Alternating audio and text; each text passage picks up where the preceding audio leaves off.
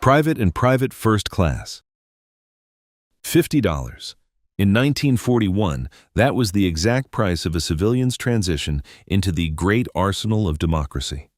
At pay grade 7, the private was the raw, unshaped clay of the U.S. Army, earning a modest sum intended for cigarettes and letters home. No stripes adorned their olive drab sleeves, they were simply cogs in a massive machine. From the red dirt of Fort Benning to the firing ranges, these men were forged into disciplined soldiers, mastering the 9.5-pound M1 Garand until the wooden stock felt like an extension of their own bone and muscle. Then came the first chevron, Private First Class. While the promotion to PFC added only $4 to their monthly pay, the tactical weight it carried was immense. In a standard 12-man infantry squad, the PFC was frequently the man trusted with the heaviest, most lethal burden, the Browning automatic rifle. Weighing nearly 20 pounds and chambered in the powerful .30-06 Springfield, the BAR was the squad's only source of real suppression. Because of this, German snipers were specifically trained to identify and kill the BAR man first, knowing that neutralizing him would collapse the American unit's entire fire superiority. Survival for a PFC meant mastering marching fire, a terrifying technique of advancing through chaos while hip-firing to keep the enemy's head down. By 1944, this rank was the most common sight in the muddy foxholes of the Siegfried Line. They were the anonymous millions who felt the true grit of the earth and the searing heat of spent brass. They held the line against the dying breath of the Axis powers, proving that the smallest rank often carried the greatest weight of history. Corporal and Sergeant. Forget the strategic maps in Washington. Inside the lethal green labyrinth of the Normandy hedgerows, hierarchy was a matter of immediate survival. At pay grade 5, the corporal wore 2 chevrons, earning $66 as the first link in the chain of command. As assistant squad leader, he was the enforcer of the 5-yard interval. This wasn't a suggestion. It was a life-saving discipline. A single German potato masher grenade or a burst from an MG-42 could erase a bunched-up squad in seconds. The corporal's job was to ensure his men didn't die all at once. The ultimate authority in the mud, however, was the sergeant at pay grade 4. Wearing 3 chevrons and earning $78, this 22-year-old veteran was the tactical engine of the 12-man squad. Amidst the deafening roar of 88mm artillery and screaming mortars, the most powerful tool on the field wasn't the M1 rifle, but the sergeant's brass whistle, a piercing signal that cut through the cacophony to initiate a flanking maneuver or a desperate retreat. With a single sharp blast or a hand signal, the sergeant held the life and death of 11 men in his palm, directing their movement through the white-hot chaos of combat. These young NCOs were the ones who physically pushed the arrows of history forward. They didn't just command, they managed the psychological breaking points of their peers while dodging sniper fire. While the officers back at the command post drew the grand plans, the sergeant was the one who executed them in the teeth of the enemy. Their leadership was forged in filth, and their success was measured not in medals, but in how many of their 12 boys made it to the next foxhole. The technician system. By 1942, the U.S. Army realized that a modern war required more than just riflemen. It required wizards of technology. To reward these experts without complicating the combat chain of command, they introduced the technician system, identified by a block T beneath their stripes. A technician 5th grade matched the $66 salary of a corporal, while a technician 3rd grade matched the $96 of a staff sergeant. This brilliant move allowed the Army to pull in master mechanics and radio specialists, placing them directly where their civilian skills could win the war. The genius of this system lay in its clinical separation of skill from authority. While the pay was identical to NCOs, technicians held no command power outside their specific technical field. It created a striking reality where a technician 3rd grade possessed the elite knowledge to repair an SCR-300 radio across a 3-mile range or fix a shattered tank engine, yet he lacked the legal standing to order a single private to sweep the floor of a motor pool. This ensured that tactical decisions remained exclusively with combat leaders, while technical specialists focused solely on keeping the great arsenal of democracy operational. In the repair bays of North Africa or the signal tents of the Pacific, the T was a badge of indispensable intellect. These men were the ones who kept the 500 horsepower engines roaring and the long-range artillery sights accurate to the yard. They proved that the American war machine was a dual-engine system, one engine powered by the grit of command and the other by the precision of specialized labor. Without this distinction, the Army would have been a chaotic mess of experts with no direction or leaders with no functioning equipment to lead. Staff Sergeant to Master Sergeant. At the peak of the enlisted pyramid lived the Old Guard, the seasoned veterans operating from the shadows of company headquarters. The Staff Sergeant, at pay grade 3, served as the platoon's logistical heartbeat, wearing 3 chevrons and 1 rocker while earning $96 a month. Above him, the Technical Sergeant at pay grade 2 earned $114, acting as the tactical advisor to the platoon leader. These men were the institutional memory of the Army, having survived the long road from North Africa to the frozen Ardennes, ensuring that 40-man platoons remained supplied and lethal. However, the true sovereign of daily life was the first sergeant, or the top kick. Distinguished by a small, lethal-looking diamond centered within 6 stripes, this man was the administrative engine of a 200-man company. He held such absolute control over paybooks, rations, and disciplinary reports that even a fresh-faced second lieutenant would instinctively double-check his posture in the first sergeant's presence. While a captain commanded the company on paper, the first sergeant ran it in reality, wielding his diamond as a symbol of authority that transcended formal commission. He knew which men were breaking and which were ready for promotion, serving as the ultimate gatekeeper between the brass and the boots. Parallel to the top kick was the Master Sergeant, the Grand Master of technical logistics at the battalion or regiment level.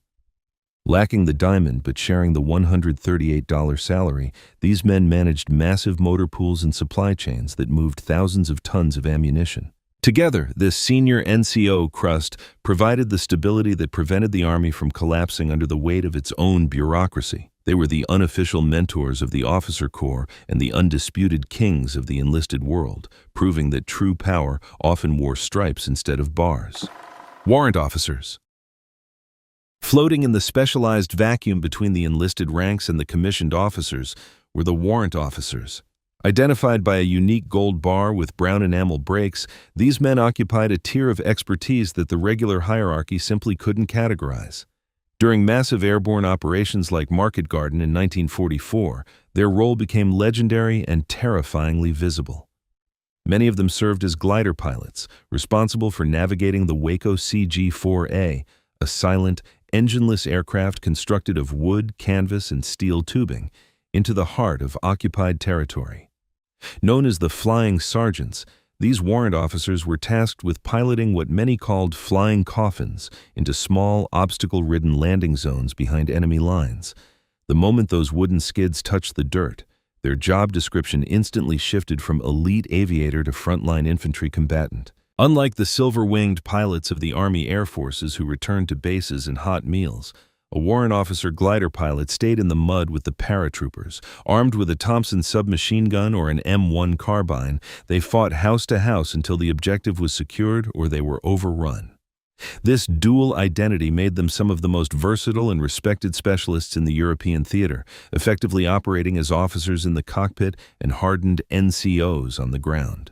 Beyond the airborne units, warrant officers managed the technical complexity of the Army's motor pools, maritime vessels, and band leadership. They were the long-service experts who understood the internal combustion engine or the intricacies of military law better than any captain or major.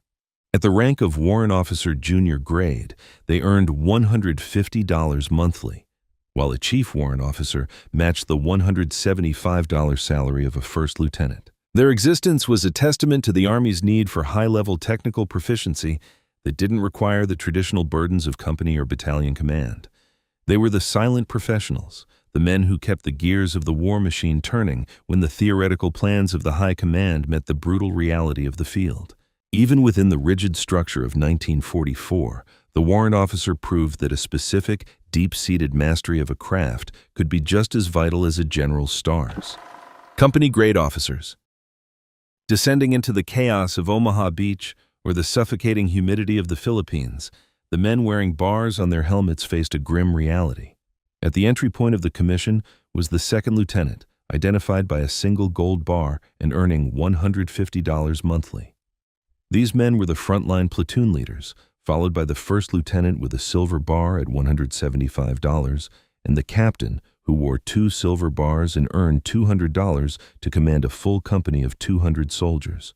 While they held the legal authority to lead, they often lacked the one thing that mattered most on a battlefield: time. The urgency of the war effort birthed the 90-day wonders. Young, inexperienced officers pushed through officer candidate school in a mere 13 weeks. This accelerated training led to a catastrophic attrition rate, where during the first weeks of the Normandy campaign, the casualty rate for second lieutenants was the highest in the entire army. To the grizzled NCOs who had fought through North Africa, these fresh officers were sometimes viewed as disposable commanders. A second lieutenant's life expectancy in high-intensity combat could often be measured in days, as their shiny insignia and the requirement to lead from the front made them primary targets for German snipers. By the time a soldier reached the rank of captain, they had moved from leading 40 men to managing a complex 200-man ecosystem of rifle squads, mortars, and supply lines. The captain was the highest-ranking officer who still shared the same mud, rations, and immediate dangers as the private. Their success depended entirely on their ability to earn the respect of the 90-day wonder survivors and the veteran sergeants who actually kept the company from falling apart under the weight of sustained combat. Field grade officers. When the scale of the war moved from the individual foxhole to the movement of thousands, the field grade officers took control. Operating from regimental or battalion command posts, the major, wearing a gold oak leaf and earning $250, functioned as the primary staff coordinator. Above him was the lieutenant colonel, wearing a silver oak leaf at $300, who commanded a battalion of 800 to 1,000 men. At the top of this tier was the colonel, identified by the Silver Eagle and earning $333, responsible for an entire regiment of over 3,000 soldiers. In this echelon, the lethality of an officer was no longer measured by how well he fired a Colt M1911 pistol or an M1 carbine.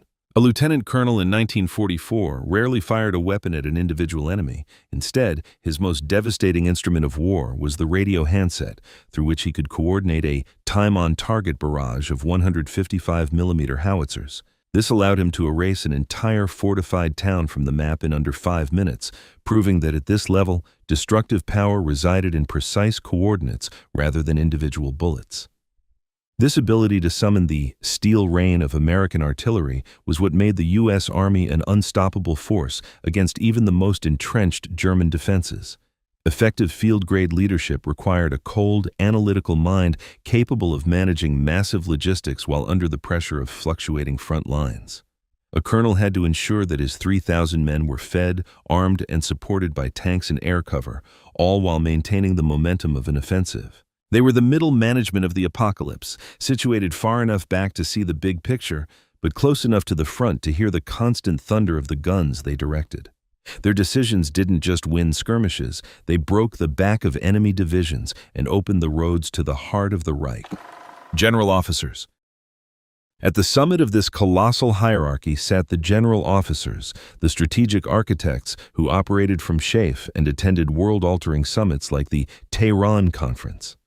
Identified by silver stars, this elite tier began with the brigadier general at 1 star, earning $500 monthly. Above him, the major general wore 2 stars at $667, commanding a full division of 15,000 men.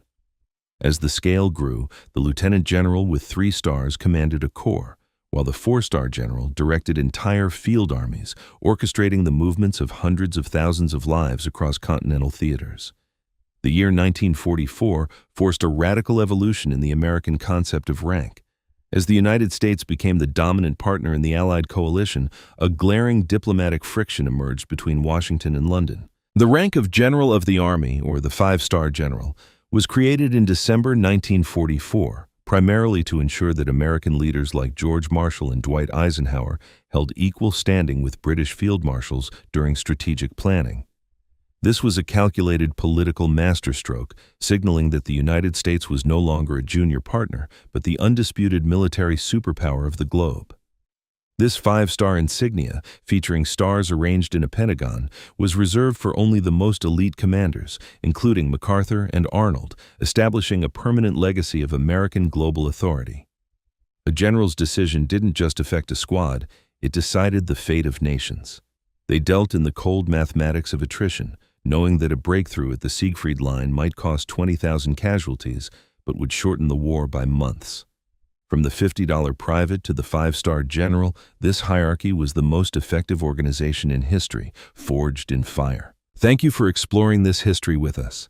If you enjoyed this deep dive into the ranks that won World War II, please hit the like button and subscribe for more military analysis. Which rank surprised you the most? Let us know in the comments below.